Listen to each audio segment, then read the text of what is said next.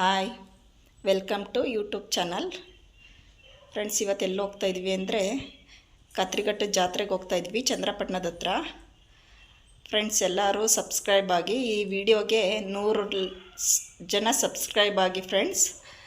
Expect ಮಾಡ್ತಾಯಿದ್ದೀನಿ. Like ಮಾಡಿ, comment ಮಾಡಿ.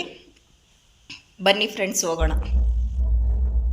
ಫ್ರೆಂಡ್ಸ್, ಕತ್ರಿಘಟ್ಟ ಜಾತ್ರೆಯಲ್ಲಿ ಕೋಳಿ ಕುಯ್ದು ಎಡೆ ಹಾಕಬೇಕು. ಅದಕ್ಕೆಲ್ಲ ಬೇಕಾಗಿರೋ ಪಾತ್ರೆಗಳು, ಕಾಯಿ ತುರಿ, ಅಡುಗೆಗೆ ಬೇಕಾಗಿರೋ ಖಾರ ಎಲ್ಲ ರುಬ್ಕೊಂಡು, ಚಿಕನ್ ಗ್ರೇವಿ ಮತ್ತು ಚಿಕನ್ ಸಾಂಬಾರು. ಫೈನಲಿ ಚಂದ್ರಪಟ್ಟಣದ ಹತ್ರ ಬಂದ್ವಿ. ಇದೇ ದೇವಸ್ಥಾನದ ಮೇಯ್ನ್ ಗೇಟು. ಗಾಡಿ ಎಲ್ಲ ಮೇಯ್ನ್ ರೋಡಲ್ಲೇ ಹಾಕಿದ್ವಿ. ಅಲ್ಲಿ ಒಳಗಡೆ ಬಿಡಲ್ಲ, ಗಾಡಿಗಳು ತುಂಬ ರಶ್ ಇರುತ್ತೆ ಅಂದ್ಬಿಟ್ಟು ಇಲ್ಲಿಂದ ನಡ್ಕೊಂಡೇ ಹೋಗಬೇಕು. ಹಂಗಾಗಿ ನಡ್ಕೊಂಡೇ ಹೋಗ್ತಾಯಿದ್ವಿ. ಆ ಕಡೆ ಈ ಕಡೆ ಎಲ್ಲ ಜಾತ್ರೆ ಅಂದರೆ ಮನೆಗೆ ಮಕ್ಕಳಿಗೆ ಆಟ ಆಡೋ ಸಾಮಾನು, ಮನೆಗೆ ಡೆಕೋರೇಷನ್ ಐಟಮ್ಸು, ಚೌಲಿ ಇತ್ತು. ಚೌಲಿ ಕೇಳಿದ್ವಿ, 150 ರೂಪಾಯಿ ಹೇಳಿದರು. ದೇವಸ್ಥಾನದ ಹತ್ರ ಹೋಗೋಣ ಅಂತ ನೋಡ್ಕೊಂಡು ಹೋಗ್ತಾ ಇದ್ವಿ. ನೋಡ್ಕೊಂಡು ಹೋಗ್ಬೇಕಾದ್ರೆ ಗೊಂಬೆ ಎಲ್ಲ ಇದ್ವು, ಮಕ್ಕಳಿಗೆ ಆಟ ಆಡೋ ಸಾಮಾನುಗಳು, ಗೊಂಬೆ ಮತ್ತು ಕಡಲೆಪುರಿ.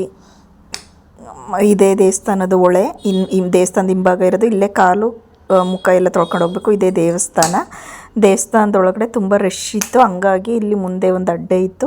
ಅಡ್ಡೆಗೆ ಪೂಜೆ ಮಾಡೋಣ ಅಂದ್ಬಿಟ್ಟು ಹೋಗ್ತಾ ಇದ್ವಿ. ಅಲ್ಲೂ ರಶ್ ಇತ್ತು, ಅಡ್ಡೆ ಹತ್ರನೂ ರಶ್ ಇತ್ತು. ಇದೇ ಅಡ್ಡೆಗೆ ಪೂಜೆ ಪೂಜೆ ಮಾಡ್ಕೊಂಡು ಬಂದ್ವಿ. ಅಡುಗೆ ಮಾಡೋಕ್ಕೆ ಹೋಗೋಣ ಅಂದ್ಬಿಟ್ಟು ದೇವಸ್ಥಾನದಿಂದ ಹೊರಗಡೆ ಹೋಗೋಣ ಅಂದ್ಬಿಟ್ಟು ಬರ್ತಾಯಿದ್ವಿ. ಚಿಕನ್ ಎಲ್ಲ ರೆಡಿಯಾಗಿತ್ತು. ಚಿಕನ್ ಎಲ್ಲ ತೊಳೆದು ಇಟ್ಟಿದ್ರು.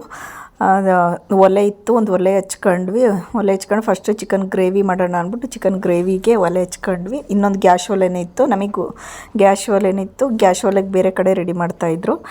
ಇಲ್ಲಿ ಒಲೆ ಹಾಕಿದ್ರಲ್ಲ ಅಂದ್ಬಿಟ್ಟು ಸೌದೆನೂ ಇದ್ಕೊಂಡು ಚಿಕನ್ ಟೇಸ್ಟ್ ಚೆನ್ನಾಗಿ ಬರುತ್ತೆ ಅಂದ್ಬಿಟ್ಟು ಹಚ್ಕೊಂಡ್ವಿ ಒಲೆ.